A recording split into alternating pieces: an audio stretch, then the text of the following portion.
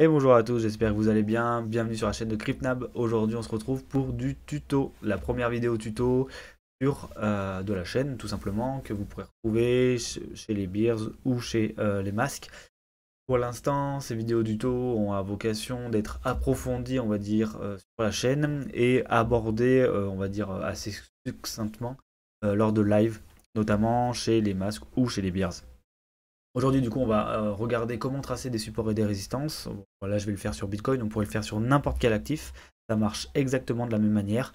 Le but étant pour un investisseur lambda qui se dise, lorsqu'il y a une chute comme ça, où est-ce que je suis censé m'arrêter, comment je localise mes points d'arrêt.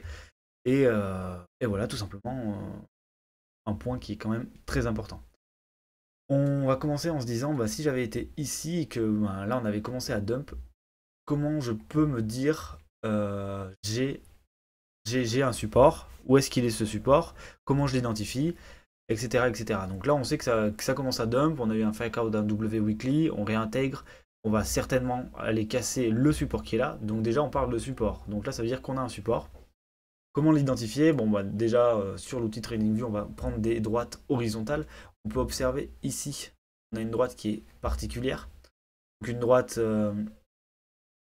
qui a fait en fait la clôture. Donc c'est-à-dire que ici on a attaqué fort, on a reclôturé. Le lendemain on a réattaqué et on est repassé au-dessus. Et le lendemain on parle en semaine, donc cette semaine-là, et cette semaine-là on est revenu tâter dessus. Et cette semaine ensuite on a tenté un break et on a réintégré. Donc c'est important de se dire que ici il y a probablement euh, des acheteurs qui sont très forts. Donc on peut se le noter, on va créer tout simplement, on va aller ici et on va se créer une petite zone, on va écrire support W pour weekly, on va se mettre ça en vert parce que bien le support en vert, c'est cool, c'est en vert. Voilà, et donc là support W, ça voudrait dire on va se l'enregistrer, comme ça on n'aura plus besoin de le retaper. Support W, à chaque fois qu'on voudra le mettre, on se le mettra. Ici on a probablement un support weekly, mais on en voit un autre ici. Ici, on en a un autre qui est très important aussi. Il est là. Vous voyez, ici, il a fait office en fait même de résistance. Là. Ici, on a clôturé, on l'a sauvé. Ici, on l'a tapé, on a rebondi. Ici, on l'a sauvé en clôturant. Et ici, on a même méché dessus. Donc là, il y a pareil, il y a une zone support weekly qui est assez intéressante. D'ailleurs, on va tout de suite le mettre. Donc, et on cherche le support W.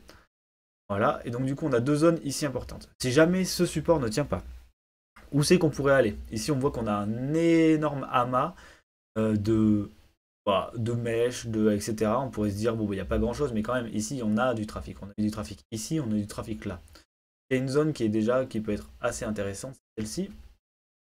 Ici, on a eu des mèches et on a eu surtout quasiment aucune clôture, sauf celle-ci en dessous.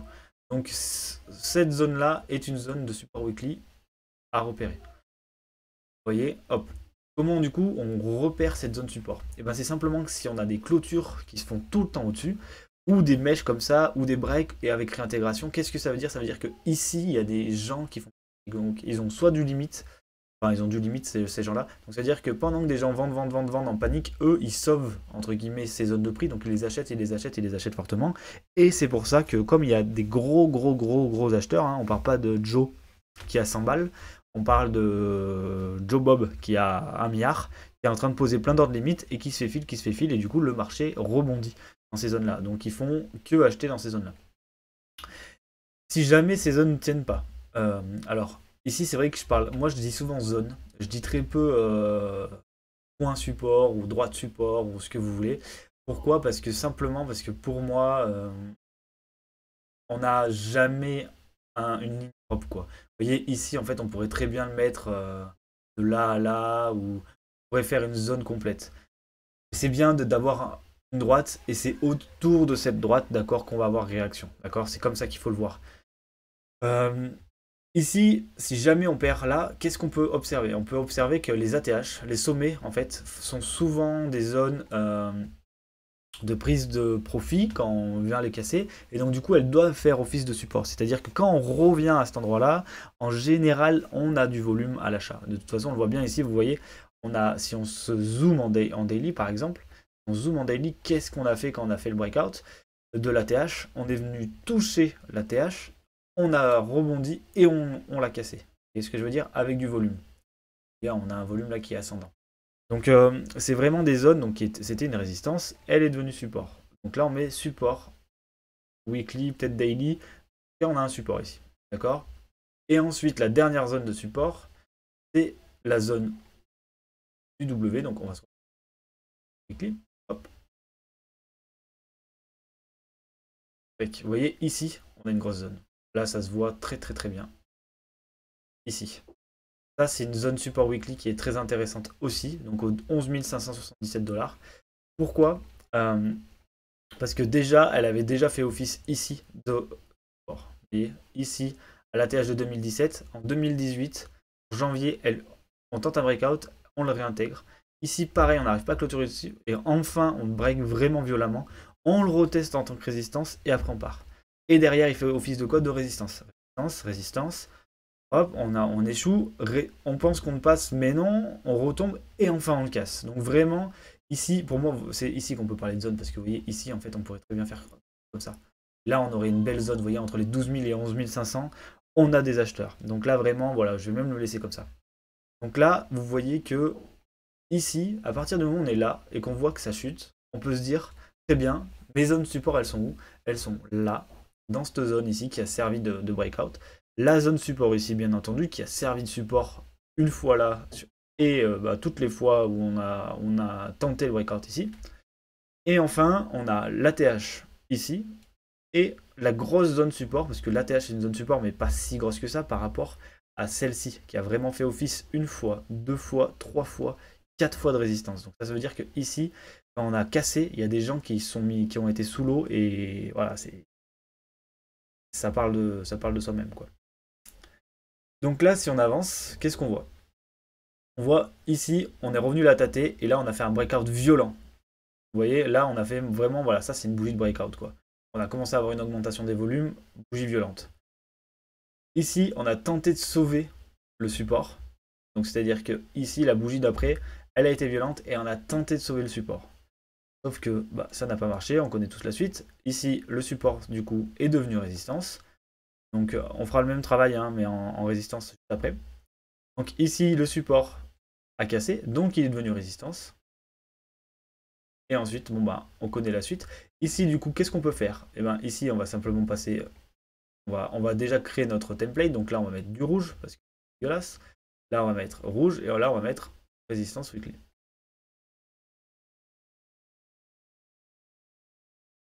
Voilà, donc là, maintenant, tout ce qui était support, une fois que qu'on a créé un breakout comme ça, donc là, on va sauvegarder, on va mettre...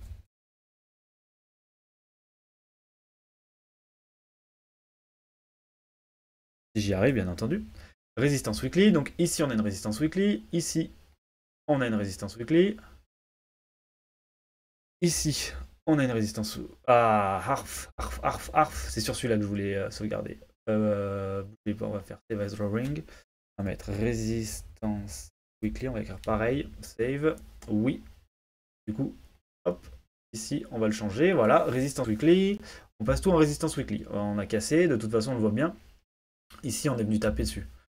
Hop, et là, notre support weekly qui était là, donc du coup, au 20 000 au niveau de la TH, qu'est-ce qui s'est passé? Ben, si on regarde bien, il fait office de support pour l'instant. Pour l'instant, il fait bien office de support. Et on peut le voir en daily aussi, hein. Tac. En daily, on voit qu'on oscille dessus, en fait. On vient le taper, hop, on le sauve. On vient le taper, on le sauve. On vient le taper, on le sauve. Donc, est-ce qu'on va encore le sauver? On verra bien, hein, j'ai envie de vous dire. On verra bien. Mais c'est vrai qu'en général, plus on tape un support, plus il a de chances de casser. Ici, on ne s'est pas arrêté nulle part non plus, vous voyez. Donc là, j'avais parlé de support weekly. Ici, en fait, on avait aussi un support. Tac. Voilà. Ah, peut-être. Donc ici, on a notre support daily qui est là. Donc en fait, on le voit plutôt bien. Donc, on peut être comme ça. Voilà. Alors là, il est parfait. Donc maintenant, on va l'appeler résistance. Mais au tout début, donc on va dire quand on était là. Quand on est arrivé ici, on a vu qu'on a rebondi, on a sauvé les meubles et on a commencé à faire des mèches sur cette zone. Donc en fait, ici, on avait, de la même manière, au lieu d'avoir un support weekly, on avait un support daily. D'accord? un support D pour daily. Alors, je vais sauvegarder, tac, support D. Pourquoi on a un support daily? Ben, tout simplement, on va faire le même mécanisme qu'on a fait jusqu'à présent, d'accord? On va faire play, et là, qu'est-ce qui s'est passé? Pas rapide mon play, mais bon. On a une mèche, deux mèches. On finit dessus, on repart. 3 mèches, 4 mèches. Là on sauve, et on repart. Là, vous voyez que ici, et là, la mauvaise nouvelle, elle est là. Elle est ici. Là, on break. On peut se dire, ça va faire comme ici, ça, on va le sauver. Sauf que cette bougie-là, qui est pleine, elle annonce, c'est mort, on repart. Et là, le support qui était daily devient une résistance, du coup. Vous comprenez bien que chaque support qui a tenu, pourquoi il devient résistance? Simplement parce qu'il y a des mecs qui vont être prêts à vendre. Je vais vous expliquer pourquoi. Alors, tac, là on met OK, on a une résistance, on modifie, on écrit la petite résistance.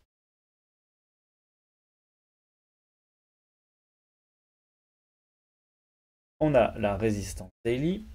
Donc là, hop, on sauvegarde la template, save as, résistance daily. Je l'avais mis en weekly peut-être. Bon bref, c'est pas grave. On a une résistance daily. Pourquoi du coup? Pourquoi ça devient résistance? Pourquoi? Parce que là, il y a un mec, il a acheté ici comme un ouf, ici comme un ouf. Donc là, le gars, il a clairement posé des millions, des milliers de millions, d'accord? Pour retenir le marché comme ça. Et là, il a perdu. C'est-à-dire que c'est comme si nous, on avait acheté avec nos 100 balles, tu vois, et qu'on arrivait là, et que là, on commençait à se poser sur les 20 000. On commencerait à se poser sur les 20 000. Qu'est-ce que tu as envie de faire? Le marché, si toi, ça fait, bon là on est en daily, donc ça fait quelques semaines, d'accord? Mais si ça fait quelques mois que tu as acheté là, quand le prix revient là-haut, qu'est-ce que tu as envie de faire? Tu as envie de vendre en fait. Parce que tu as envie de retourner à BE et de sortir de ta position. Ben, le mec qui est là et qui a posé des millions, il est comme toi. Il est là, il a peut-être pas vendu, ou peut-être qu'il a vendu, vu la grosse mèche, c'est possible. Il a peut-être pas vendu. Et lui, ce qu'il va faire, c'est qu'il va tenter de pousser le marché pour revenir dans cette zone, au 28 600 là, pour vendre ses positions qui ici sont sous l'eau. Donc, si jamais ton prix fait ça, d'accord, quand tu vas arriver là, tu vas avoir une pression vendeuse très forte du mec qui lui a tenté de sauver le marché ici. Et donc, on va avoir une énorme bougie. Une bougie de vente en fait. Et on va faire que en avoir. C'est-à-dire qu'on va taper plusieurs fois. Le gars qui est là, il va vendre, il va vendre, il va vendre ses positions. Alors peut-être que ça suffira, qu'à un moment donné, il y aura assez de force acheteuse pour repartir. Mais il y a moyen que ça fasse que bon, ben, on retourne et on viendra retâter ici. Voilà. Tout simplement, c'est une logique comme ça. Par contre, peut-être que celui qui est là, les pertes qu'il a ici, ça lui suffit. Et du coup, il prend ses pertes. C'est possible aussi. Hein. Et du coup, ça fait que lorsqu'on est là, il prend ses pertes. Et aussi bien, bah, là, au bout d'un moment, bah, ça va faire comme ça. Et là, on aura notre nouveau support qui est ici, au 12 000. Au 12 000, 11 577, 12 000. D'accord? En fait, il faut vraiment voir les choses comme ça. En fait, un support et une résistance, ça se crée quand il y a des très très gros portefeuilles. Qu'est-ce qu'ils veulent faire? Ils veulent acheter. Donc, ou vendre. Pourquoi ici, on a eu des résistances? Parce que là, il y a des mecs, donc là, c'est une patte Wyckoff, blablabla. Là, il y a des mecs, Wyckoff ou pas Wyckoff, hein, Wyckoff, il avait juste identifié ses résistances et ses supports. Résistance, là, on est en daily, mais je pense qu'il y a une weekly, tout simplement. Voilà, là en weekly, on voit la résistance, elle est probablement par là. Pareil, pour moi, c'est une zone. Hein. Donc là, vous voyez, la mèche, elle a bien fait office de résistance, elle est un peu mieux. Mais c'est comme cette mèche ici. Vous voyez, donc en fait, dans des cas comme ça, moi, personnellement, je ne trace jamais de résistance en trait. Vous le voyez bien dans mes, euh, dans mes vidéos de tous les jours, je fais en général des carrés comme ça. Et là, on va dire que comme ça, là, on a une résistance. Euh, Là, on a une résistance. Là c'est la zone de résistance. On est venu mécher. Là, on est venu dans une mèche. On a reclôturé. On a méché dedans, on a méché dedans, on a méché dedans, on a méché, on s'est fait refull, on a méché, on est reparti. Ici, on a voulu s'installer, boum, on s'est fait rejeter, on est cassé, on a tenté de revenir, on s'est refait refull. Voilà, ça, c'est pour moi, c'est une zone résistance. Comme ici, ce sera une zone acheteuse, en fait. Tout ça, là, ça sera une zone acheteuse. Le support entre 12 000 et 11 500, j'ai mis deux traits, mais pour moi, il ne faut pas mettre deux traits, il faut mettre une zone. C'est une zone d'achat, en fait. Comme la zone d'achat des 20 000. C'est une zone d'achat. Voilà, c'est la façon dont moi je réfléchis. Après, bien sûr, des fois, c'est incroyable, ça fait pile poil des traits. Ensuite, il y a une autre pattern, donc on va peut-être aller chercher tout simplement en 4 heures. Donc en 4 heures, on a d'autres patterns qui se présentent. C'est des patterns qui ne sont pas des droites ou des résistances, mais on va plutôt appeler ça des triangles ou des M, etc. En fait, ce qu'il faut observer, c'est ça. C'est que lorsqu'on forme, on va se mettre là, lorsqu'on forme un M ou un W, c'est-à-dire, hop, hop, hop, comment on fait le pinceau il est là. Donc lorsqu'on forme un M, un W, donc on va commencer par W, tac. En général, on a un creux, le second creux qui est au-dessus du précédent. Pour le M, on a un sommet qui est plus bas que le précédent. Et en fait, ça forme des résistances. En fait, ce qu'on observe en général, c'est que ce genre de pattern fait que si jamais on a un retracement de ce W, on va encore rebondir comme ça. En fait, on crée des résistances comme ça pour avoir ce schéma de creux ascendant. D'accord? Et idem pour les M. Pour les M, on a la même chose. Un schéma de sommet descendant. D'accord? Donc, du coup, lorsqu'on a des M qui se présentent sur des graphiques comme on a ici, on peut faire, et ce qu'on doit faire d'ailleurs, c'est tracer. Alors là, je l'ai en 4 heures. Je vais regarder si je peux. C'est tracer des zones, non, des droites, pardon, des trendlines de résistance. Ici, on en a une belle. Et vous voyez, tac. Donc, pour moi, à partir de 2 points, on peut commencer à appeler ça une droite, hein, puisque 2 points, il faut au moins 2 points pour ça. Une droite. Donc ici, on a, tac, on a refoule, on a notre deuxième point, d'accord? Et vous allez voir que bizarrement, qu'est-ce qui se passe? Donc là, on a notre résistance, puisqu'on a un M, une touche, 2 touches. Vous êtes d'accord avec moi que ici, on forme un M. Voilà, il est formé, cassure de la ligne de coup. Donc on forme un M. Donc ici, on peut tracer notre droite de résistance. Et qu'est-ce qui va se passer? Il va se passer que on va faire tout notre système. Et quand on va repartir, et ben, cette droite de résistance va faire office de résistance. Vous voyez? Et pourtant, on est quoi? Le deuxième point, il a lieu le 10 mai 2021. Et là, en août, donc 3 mois plus tard, juin, juillet, août, ouais, voilà, 3 mois plus tard, on revient l'essayer en résistance avant de le casser. Vous voyez, c'est très important de garder ces résistances longtemps formées. Par exemple, ici, qu'est-ce qu'on a fait là? On a fait un M. On a fait un W, pardon. Ici, deuxième exemple, mais par contre en tendance haussière, hop, on a fait un M de retournement. Un W, pardon, de retournement. Là, on a la ligne de coup, on revient l'essayer et on repart. Donc là, on a vraiment un schéma typique, parfait de en daily, on a un retournement daily et on va partir, on est chaud. Qu'est-ce qui se passe? On est chaud, on part, etc. Et là, donc là, je parle de la formation du deuxième point de contact le 20 juillet 2021. Et regardez ça, tac, tac, tac, on monte, correction. Et le 23 janvier 2022, donc là quand même, on parle de 6 mois, 6 mois plus tard, on vient la taper. On revient mêcher dessus. On mèche dessus et on repart. Et il fait office de support. Et ce que je veux dire, donc c'est pour ça que c'est très important de garder ces zones-là. C'est des zones où on se dit, ici, il y aura certainement une force acheteuse. C'est pas toujours le cas. Regardez ici, qu'est-ce qui s'est passé? On a méché et là, on a fait une bougie de breakout. Et on retrouve notre bougie de breakout de résistance. Weekly. Vous voyez en weekly? Tac. Donc là, j'ai placé ma daily. En weekly, on retrouve notre bougie de breakout. Cette bougie-là, en weekly, elle a cassé nos deux résistances weekly et le support qui était formé par ce W daily là. Cette mèche-là, là, quand on est là, si on est en position bénéf ou très peu de bénéf, on peut se dire ça pue. Voilà, ça c'est une zone qui te dit ici, t'es mort. Et qu'est-ce qui se passe derrière? Ben, voilà, la descente aux enfers, quoi. Donc voilà, même si on a encore des supports on avait encore des supports dessous à ce moment-là, hein, ce signal-là, il est très très très pessimiste. Donc oui, alors c'est toujours facile de voir les choses après, hein, mais voilà. Et donc du coup là, par exemple, on a un très gros M qui est formé là. On a celui-là.